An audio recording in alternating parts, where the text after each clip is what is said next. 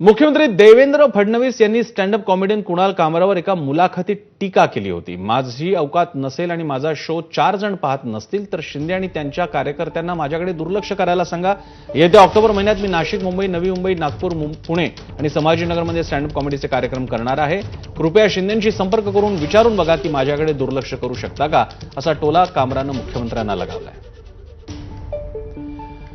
अभिषेक मुठाळ आपल्याला अधिक माहिती देण्यासाठी आपले प्रतिनिधी आपल्यासोबत आहेत। अभिषेक, पुन्हा एकदा कुणाल कामराविषयी चर्चेत येतोय, काय अधिक अपडेट्स? मुख्यमंत्री देवेंद्र फडणवीसांकडून कामराचं नाव न घेता कुठेतरी टीका करण्यात आलेली होती आणि त्यानंतर कुणाल कामराकडनं या संदर्भात पलटवार करताना पाहायला मिळतो आहे।